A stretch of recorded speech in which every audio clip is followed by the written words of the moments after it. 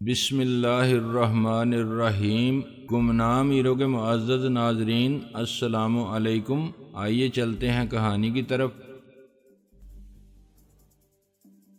اس نے حسب عادت مونچھوں کو بل دیتے ہوئے مجھے گھورا۔ اس کی آنکھوں کی سرخی کچھ اور گہری ہو چکی تھی۔ اس نے باسکٹ کی جیب سے بیڑی کا بنڈل نکالا۔ ایک بیڑی دانتوں میں دبا کر اس نے بنڈل میری طرف بڑھایا۔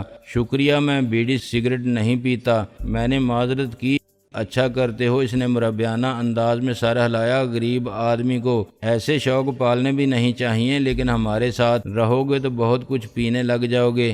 اگر ساتھ رہنا نصیب ہوا تب کی بات ہے نا، میں نے حسرت سے کہا۔ کیوں نہیں رہو گے؟ اس نے کثیف دھواں ہوا میں اگلا۔ بس سمجھ لو کہ تم ہمارے گروہ میں شامل ہو گئے۔ خمیسو خان نے تمہیں انٹرویو میں پاس کر دیا، لیکن جانو سے پوچھے بغیر تو یہ بات یقین سے نہیں کہی جا سکتی نا۔ میں نے شک کے پہلو کی طرف اشارہ کیا۔ پہلے تم خود ہی کہہ رہے تھے کہ جانو میری بات نہیں ٹال سکتا۔ وہ گھرایا۔ اب تمہیں اس میں شک محسوس ہونے لگا ہے؟ نہیں، شک کی تو کوئی بات نہیں، میں نے جلدی سے کہا۔ میں تو ویسے ہی تسلی کرنا چاہ رہا تھا۔ وہ ذرا توقف سے بولا، لیکن میں جو تمہاری سفارش کروں گا اس سے مجھے کیا فائدہ ہوگا؟ میں ایک معمولی سا چھوٹا سا آدمی ہوں، میں نے عاجزی سے کہا۔ میں اس قابل کہاں ہوں کہ تمہیں کوئی فائدہ پہنچا سکوں، لیکن میرا وعدہ ہے کہ زندگی بھر تمہارے پاؤں دو کر پیوں گا۔ جانو سے اور گروہ سے زیادہ میری وفاداری تمہارے ساتھ ہوگی۔ میں ایک طرح سے تمہارا غلام بن کر رہوں گا، جو حکم کرو گے فوراً تعمیل کروں گا۔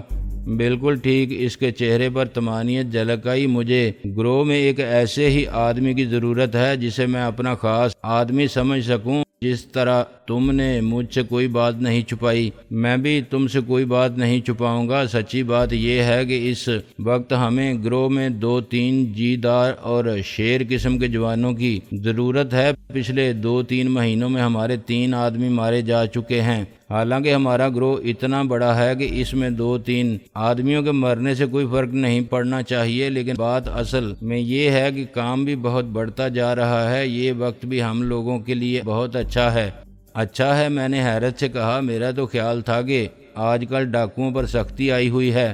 تھوڑے سے دنوں کے لیے آئی تھی، اب تو صرف باتیں ہی باتیں ہیں۔ ہم بڑے مزے میں ہیں، ہمارے لیے کوئی خطرہ نہیں ہے۔ شہروں میں ہمارے بھائی بند سرگرم ہیں، ادھر جنگل دیہات میں ہمارا راج ہے۔ اوپر والوں کو آپس میں لڑنے سے فرصت نہیں ہے۔ ہمارے طرف کسی کا دھیان نہیں ہے۔ ہمیں کوئی خاص تکلیف نہیں ہے، لیکن شاید کچھ عرصے بعد ہم پر سختی کا دور آئے، اس لیے ہم جلدی بہت سارا کام کر کے کچھ عرصے کے لیے اس طرح ہو جانا چاہتے ہیں جیسے ہمارا کہیں وجود ہی نہیں ہے۔ ہم سب مر کھپ چکے ہیں، حالانکہ حالات سازگار ہوتے ہی ہم سب اپنی کچاروں سے دوبارہ سر نکال لیں گے۔ ویسے عین ممکن ہے ہمارے لیے سختی کا دور نہ ہی آئے۔ ابھی ویسے ہی کچھ افواہیں سی سننے میں آ رہی ہیں۔ پھر اس نے بے پرواہی سے سر جھٹکا۔ خیر، ہم ان باتوں کی پرواہ نہیں کرتے۔ زیادہ فکر ہمیں 3-4 ذمہ داروں کی ہے جو ہمارے ساتھ ٹیڑے ہو رہے ہیں۔ انہیں ہم نے ہی طاقتور بنایا ہے،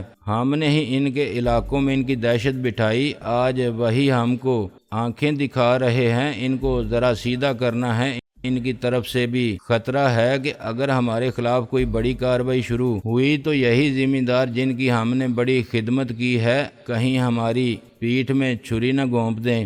دفتن اس نے میری آنکھوں میں جھانکا اور ذرا سیدھا ہوتے ہوئے بولا، تمہیں سچی بات بتاؤں، حقیقت یہ ہے کہ تمہاری یہ رئیسانی بھی ہماری آنکھوں میں کھٹکتی ہے۔ حالانکہ اس نے ہمارے ساتھ کبھی کوئی برائی نہیں کی، بہت اچھی طرح پیش آتی ہے، لیکن کم از کم مجھے یہ لڑکی بالکل اچھی نہیں لگتی۔ بس ہمارا جانو ہی اس کے عشق میں مبتلا ہے۔ برسوں ہو گئے ہیں جانو کو جنگلوں اور صحراؤں کی خاک چھانتے ہوئے، لیکن پڑھا لکھا ہے نا، اس لیے پڑھے لکھوں والی خوبو ابھی تک نہیں گئی۔ پڑھے لکھوں کی طرح ہی شرافت سے عشق کیے جا رہا ہے، لیکن کب تک؟ ایک نہ ایک دن تو اس کے صبر کا پیمانہ بھی چھلک ہی جائے گا۔ اس نے تپائی سے پلاسٹک کی ایک پلیٹ اٹھا لی جس میں کھانے کے ساتھ سلاد وغیرہ آئی تھی۔ پلیٹ اپنے چوڑے چکلے ہاتھ پر رکھتے ہوئے وہ تند و تیز لہجے میں بولا، اگر جانو کی جگہ میں ہوتا تو اب تک اس عورت کو یوں توڑ موڑ کر پھینک چکا ہوتا۔ اس نے پلاسٹک کی پلیٹ ہاتھ میں چرمر کر کے حقارت سے ایک طرف پھینک دی۔ اس شخص پر مجھے پہلے ہی جتنا غصہ آ رہا تھا اتنا بہت کم لوگوں پر آتا تھا، لیکن اب تو نہ جانے کیوں میری کنپٹیاں سلگ اٹھی۔ بمشکل میں نے اپنے آپ پر قابو رکھا اور نہ جانے کس طرح ستائشی انداز میں مسکراتا رہا۔ اس طرح تو مجھے یہی ظاہر کرنا تھا کہ وہ میرا ہیرو تھا، میرا آئیڈیل تھا۔ پھر وہ کچھ سوچ کر ذرا طمانینت سے سر ہلاتے ہوئے بولا، خیر اب جانو تمہاری رئیسانی پر پہلے جتنا مہربان نہیں رہا، کسی وقت بھی اس کی محبت کی گاڑی کو ریورس گیئر لگ سکتا ہے۔ اس نے شاید دیکھ لیا ہے کہ پتھر میں جھونک نہیں لگ سکتی۔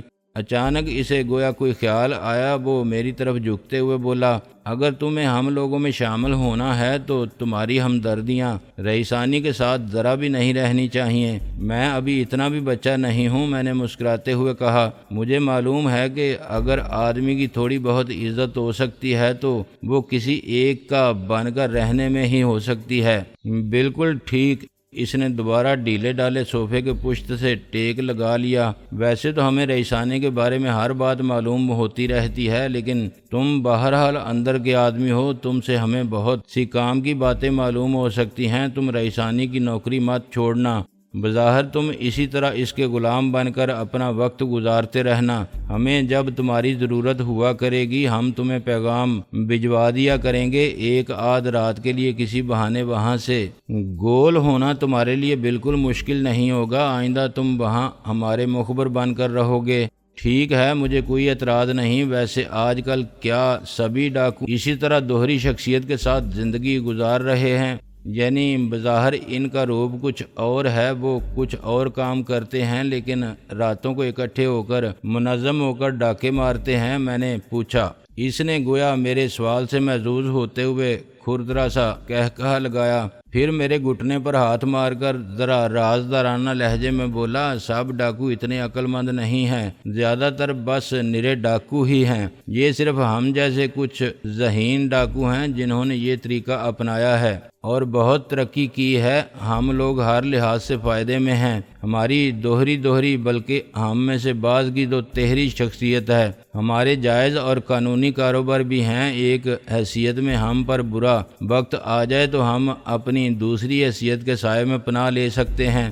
پولیس ہمارے بارے میں کبھی کسی فیصلے پر نہیں پہنچ سکتی کہ ہم کون ہیں، کیا ہیں۔ ہر جگہ ہمارے جاسوس اور مخبر موجود ہیں۔ ہمارے جیسا سسٹم کسی کا نہیں ہے۔ جانو کے بارے میں یہ بات بہرحال مجھے بھی ماننی پڑتی ہے کہ اس نے بڑے شاندار طریقے سے سارا سلسلہ سیٹ کر رکھا ہے۔ ہم کبھی عام ڈاکوؤں کی طرح مارے نہیں پھرتے۔ میں خاموش بیٹھا اس کی طرف دیکھ رہا تھا اور دل ہی دل میں حیران ہو رہا تھا کہ وہ اپنی مخصوص خباثت بری مسکراہٹ کے ساتھ بولا، تم شاید سوچ بھی نہیں سکتے کیسے کیسے لوگ ہمارے گروہ میں شامل ہونے یا ہمارے مددگار بننے کی درخواست لے کر آتے ہیں۔ بہت سے ایسے لوگ ہیں جو مختلف محکموں میں، مختلف کوٹھیوں میں، مختلف بنگلوں میں، بعض بینکوں میں اور یا دوسری جگہوں پر بیٹھے ہیں جہاں بڑی بڑی رقموں کے لین دین ہوتے ہیں۔ وہ ہمارے لیے چھوٹی موٹی خدمات انجام دیتے ہیں اور گھر میں بڑی بڑی رقمیں حاصل کرتے ہیں۔ ہم بظاہر بہت معمولی اور دیہاتی سے لوگ نظر آتے ہیں، لیکن ہمارے پاس بڑی دولت ہے، بڑا اسلحہ ہے۔ ہمیں ان علاقوں میں گھومتے پھرتے دیکھ کر کوئی ہماری اصل طاقت کا اندازہ نہیں کر سکتا۔ میں تو بہت حقیر اور بے وقت سا آدمی ہوں۔ میں نے گویا اپنی بے وقتی پر شرمندہ ہوتے ہوئے کہا، میں تو رئیسانی کے بارے میں تمہیں کوئی کام کی بات نہ بتا سکوں، وہ ہم جیسوں کو اپنے قریب کہاں آنے دیتی ہے۔ تم اس کی فکر نہ کرو، خمیسو نے مجھے تسلی دی، تم سے کام لینا ہمارا کام ہے۔ تمہیں معلوم ہی نہیں کہ کون سی خبر ہمارے لیے اہم ہوگی اور کون سی بیکار۔ بس تم جو کچھ بھی دیکھا کرو، جو کچھ بھی سنا کرو، ہمیں بتاتے رہا کرو۔ اس کے ساتھ ساتھ ہم تمہیں وارداتوں پر بھی ساتھ لے جا کر تمہاری ٹریننگ شروع کرتے ہیں۔ تو کیا میں سمجھ لوں کہ تم نے مجھے اپنے ساتھیوں میں شامل کر لیا؟ میں نے گویا امید اور نا امیدی کے دوراہے پر حواس باختہ ہوتے ہوئے پوچھا۔ ہاں، روپے میں 12 آنے تو تم اپنا مسئلہ حل ہی سمجھو، باقی 4 آنے فیصلہ جانو کے ہاتھ میں ہے۔ آخر وہ سردار ہے، لیکن تم خود بھی ایک بار پھر غور کر لو، اس کا لہجہ ناصحانہ سا ہو گیا۔ اچھی طرح غور کرنے کے بعد ہی تو میں نے تم سے بات کرنے کا فیصلہ کیا تھا۔ ہمارے ساتھ شامل ہونے میں فائدے تو بہت ہیں، کافی روپیہ پیسہ تمہارے حصے میں آئے گا، انہی جنگلوں بیابانوں میں تمہیں ہر عیاشی بھی میسر ہوگی، کیونکہ عیاشی کا تعلق روپے پیسے سے ہے۔ جہاں دولت ہے وہاں عیاشی ہے، جنگل میں بھی منگل ہے۔ میں نہایت انہماک سے سب کچھ سنتے ہوئے سر ہلا رہا تھا۔ وہ بات جاری رکھتے ہوئے بولا، اگر کبھی بہت برا وقت آ جائے تب بھی تم اپنی جمع پونجی سمیٹ کر کسی شہر کا رخ کر سکتے ہو اور کسی زمیندار یا افسر وغیرہ کی مدد سے اپنی بلیک منی کو وائٹ میں تبدیل کر کے کوئی کاروبار شروع کر سکتے ہو یا اپنی دولت کہیں انویسٹ کر سکتے ہو۔ اس کے بعد تم اور تمہاری آنے والی نسلیں عزت آبرو سے زندگی گزار سکتی ہیں۔ پھر وہ جیسے کسی تصور سے محظوظ ہوتے ہوئے مسکرایا۔ میں بہت سے ایسے لوگوں کو جانتا ہوں جو آج شہروں میں بڑے بڑے عہدوں پر ہیں یا بڑے بڑے کاروبار کر رہے ہیں یا پھر سیاست میں سرگرم عمل ہیں، لیکن ان کے آباء و اجداد ڈاکو تھے۔ ہماری لائن کے بعض بوڑھے اور قریب المرگ لوگوں سے ملاقات ہوتی ہے تو بڑی دلچسپ، رنگین اور سنگین کہانیاں سننے کو ملتی ہیں۔ جن لوگوں کا تم ذکر کر رہے ہو کہ شہروں میں بڑے عہدوں پر فائز ہیں، بڑے بڑے کاروبار کر رہے ہیں یا سیاست میں سرگرم ہیں، شاید اسی لیے ان میں آج بھی ڈاکوؤں والی خصوصیات پائی جاتی ہیں کہ ان کے آباء و اجداد ڈاکو تھے۔ میں اخبار پڑھتا ہوں تو یہی اندازہ ہوتا ہے۔ میں نے دانشورانہ انداز میں سر ہلاتے ہوئے کہا، ویسے ان کے آباء و اجداد ان سے لاکھ درجے بہتر تھے۔ خمیسو خان اطمینان سے بولا، اس خر دماغ کے منہ سے میں نے پہلی بار ایک ایسی بات سنی تھی جس کی بنیاد بہت سی باریکیوں پر تھی۔ وہ سلگتی بیڑی بے پرواہی سے ایک طرف پھینک کر نئی بیڑی سلگاتے ہوئے بولا، ہمارے گروہ میں شامل ہونے کا برا پہلو یہ ہے کہ تمہاری ساری امیدیں دری کی دری بھی رہ سکتی ہیں۔ عین ممکن ہے کہ تم پہلی ہی واردات پر نکلو اور کوئی آوارہ گولی تمہاری کھوپڑی سے گزر جائے۔ ہمارے بعض ساتھیوں کی لاشوں کو کفن بھی نصیب نہیں ہوتا۔ کسی بھی میدان میں کامیابی حاصل کرنے کے لیے خطرات تو مول لینے ہی پڑتے ہیں۔ میں نے ثابت قدمی کا اظہار کرنے کی کوشش کی۔ ٹھیک ہے تو پھر آؤ میرے ساتھ۔ وہ یکدم ہی جھٹکے سے اٹھ کھڑا ہوا۔ اس کے تن و توش اور کاہلی امیز موڈ کو دیکھتے ہوئے اس کا یوں یک لخت ہی اٹھ کھڑے ہونا ناقابل یقین تھا۔ اس کی پھرتی حیرت انگیز تھی۔ میں نے اس کی تقلید کی۔ 24 سیڑھی ایک بار پھر ہمارے بوجھ تلے لرزی اور چرچرائی۔ ریستوران میں اب رونق بہت کم ہو چکی تھی۔ کاؤنٹر پر موجود شاطر صورت شخص نے ایک بار پھر خوشامدانہ انداز میں باتیں پھیلائیں۔ خمیسو خان نے 100 کے 2-3 کڑکڑاتے ہوئے نوٹ اس کی طرف اچھالے، بلکہ یوں کہنا چاہیے کہ اس کے منہ پر مارنے کے انداز میں اس کی طرف پھینکے اور حساب کتاب پوچھے بغیر آگے بڑھتا چلا گیا۔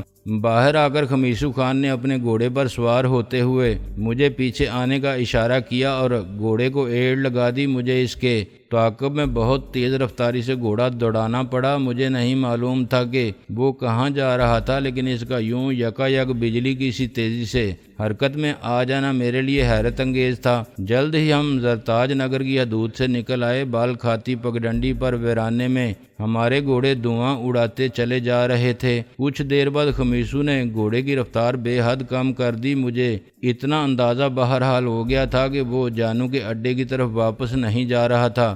ہم کہاں جا رہے ہیں؟ بالآخر میں نے بے آواز بلند پوچھ لیا۔ تم گروہ میں شامل ہو سکو یا نہ ہو سکو، لیکن جہاں ہم جا رہے ہیں اس جگہ کے بارے میں تمہیں کسی کے سامنے کبھی زبان نہیں کھولنی ہے۔ میں نے تم پر اعتبار کر لیا ہے۔ اگر تم نے میرے اعتبار کو دھوکہ دیا تو پھر تمہیں زمین پر نہیں آسمان پر ہی پناہ ملے گی۔ خمیسو خان کی یہ بات یاد رکھنا، اس نے ایک ایک لفظ پر زور دیتے ہوئے کہا۔ میں اتنا بیوقوف نہیں ہوں خمیسو خان۔ میں نے بالکل اسی طرح بیوقوف نہ ہونے کا دعویٰ کیا جس طرح دنیا کے اکثر بیوقوف کرتے ہیں۔ اس نے مطمئن انداز میں ایک بار پھر گھوڑے کی رفتار بڑھا دی۔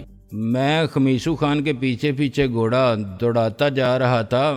بال کھاتی پگڈنڈی بھی بالآخر ختم ہو گئی اور ہم ناہموار کچے علاقے میں سفر کرنے لگے۔ زرتاج کی زمینیں اب بہت پیچھے رہ گئی تھیں۔ ہم قدرے نشیبی سے علاقے کی طرف بڑھ رہے تھے۔ پھر مجھے سامنے بہت بڑے طول و عرض میں درخت پھیلے ہوئے نظر آئے۔ ایسا معلوم ہوتا تھا کہ دست قدرت نے خاص طور پر ایک محدود سے حصے میں بڑا با ترتیب سا جنگل اگا دیا تھا۔ حالانکہ جنگل میں ترتیب کا کیا کام، ارد گرد نیم ریتیلا اور ناہموار میدان ہی تھا۔ اس با ترتیب سے جنگل کو دیکھ کر کچھ شبہ سا گزرتا تھا کہ شاید اس کی شجر کاری اور پرورش انسانی ہاتھوں ہی سے ہوئی تھی، اور کسی خاص مقصد کے تحت برسوں کی منصوبہ بندی سے یہ جنگل اگایا گیا تھا۔ لیکن پھر میں نے خود ہی اپنے اس موہوم سے خیال کو رد کر دیا۔ کسی کو اس ویرانے میں یہ زحمت اٹھانے کی بھلا کیا ضرورت تھی؟ کبھی کبھی ہوا کا تیز جھونکا آتا اور زمین سے مٹی اڑاتا ہوا لے جاتا۔ اسی وجہ سے یہاں کسی کا نقش پا رہ جانے کا امکان ذرا کم ہی تھا۔ مجھے دھندلے کچھ ایسے نشانات نظر آ رہے تھے جیسے کاریں یا ایسی ہی کچھ دوسری سواریاں ادھر سے گزرتی رہی ہوں۔ سواریاں یا تو اس مختصر جنگل کی طرف گئی تھیں یا ادھر سے آئی تھیں اور مختلف سمتوں میں گئی تھیں۔ سورج اب زوال پذیر تھا، اور اسی کی مدد سے میں نے اب تک کے سفر میں سمتوں کا کچھ تعین کرنے اور اسے ذہن میں رکھنے کی کوشش کی تھی، تاکہ ضرورت پڑنے پر کبھی اپنے طور پر بھی ادھر آنے کی کوشش کر سکوں۔ اس مختصر سے جنگل کے قریب پہنچ کر ہم اس کے گرد چکر کاٹتے ہوئے دوسری طرف آگے۔ یہاں ایک مقام پر جنگل میں داخل ہونے کے لیے بل کھاتا ایک راستہ موجود تھا، لیکن اگر دور سے دیکھا جاتا تو یہ راستہ الگ سے دکھائی نہ دیتا، حالانکہ اچھا خاصا کشادہ راستہ تھا۔ اس راستے پر ذرا دور چلنے کے بعد ہی گویا ہم بھی جنگل میں مدغم ہو گئے۔ اب کوئی جنگل سے کچھ دور کھڑا ہو کر دیکھتا تو شاید ہم اسے نظر نہ آتے۔ مجھے ایک بار پھر شبہ سا ہوا کہ اس جنگل کی نشو نما میں انسان کی انجینئرنگ اور منصوبہ بندی شامل تھی۔ میرا خیال تھا ہو سکتا تھا دست قدرت نے بھی اس دنیا میں قدم قدم پر عجیب چیزیں تخلیق کر رکھی ہیں، اور ہر دور میں انسان انہیں نہ جانے کن کن اچھے اور برے مقاصد کے لیے استعمال کرتا رہا ہے۔ درختوں کے درمیان بل کھاتے اس راستے پر ہم نے تھوڑا فاصلہ مزید طے کیا تو اچانک ہی اپنے آپ کو کھلی جگہ میں کھڑے پایا۔ اسی دوران درختوں کے عقب سے دو افراد اچانک ہی نکل کر ہمارے سامنے آن کھڑے ہوئے۔ ان کے ہاتھوں میں دور مار رائفلیں تھیں جن پر دور بینیں بھی فٹ تھیں۔ مجھے احساس ہوا کہ وہ دونوں کسی نہ کسی جگہ سے بہت دور سے ہی ہم کو آتے دیکھ چکے تھے۔ وہ دونوں لہیم شہیم اور چہرے سے ہی بد فطرت سے نظر آنے والے افراد تھے۔ ایک کے چہرے پر خمیسو خان ہی کی طرح جھاڑ جھنکاڑ داڑھی تھی اور مونچھیں کچھ اس طرح اس میں گڈ مڈ تھیں کہ دہن نظر ہی نہیں آتا تھا۔ تاہم اس مقام پر ہلکی سی ہلچل ہوئی تو اندازہ ہوا کہ وہ مسکرا رہا تھا۔ دوسرے کے کھردرے چہرے پر صرف موٹی موٹی مونچھیں تھیں۔ وہ ہنسنے مسکرانے کا قطعاً عادی معلوم نہیں ہوتا تھا۔ اس کے ماتھے پر شکنیں اور آنکھوں میں برہمی تھی، جیسے وہ ساری دنیا سے ناراض ہو۔ تاہم ان دونوں میں سے کسی کی بھی رائفل کا رخ ہماری طرف نہیں تھا۔ ان دونوں نے گہری نظروں سے صرف میرا جائزہ لیا، لیکن کچھ بولے نہیں۔ خمیسو خان نے نہایت خفیہ سے اشارے سے گویا جتایا کہ میں اس کے ساتھ تھا، اور انہوں نے بھی نہایت خفیف سے اشارے سے ہی ہمیں آگے جانے کی اجازت دے دی۔ میرے لیے یہ اندازہ کرنا مشکل نہیں تھا کہ کوئی اجنبی اس جنگل میں داخل نہیں ہو سکتا تھا۔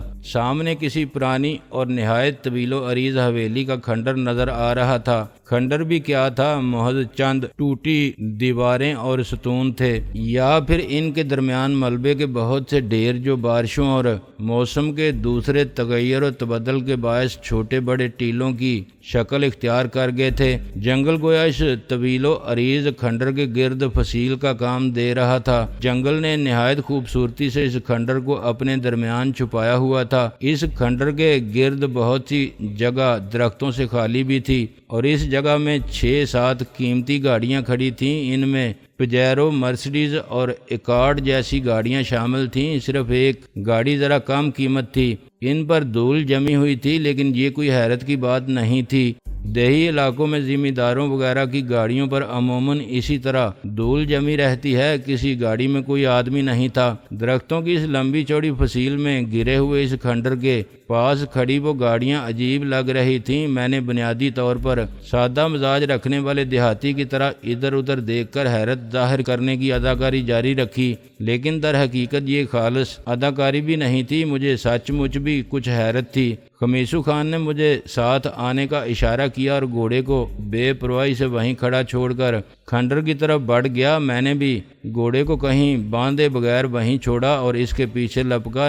نہ جانے کیوں مجھے اپنے اعصاب میں ہلکی سی سرسراہٹ محسوس ہو رہی تھی۔ کھنڈر کے قریب پہنچ کر دیواروں کی ساخت سے مجھے اندازہ ہوا کہ وہ کوئی بہت ہی پرانی حویلی تھی اور کسی شاہی محل سے کم نہیں تھی۔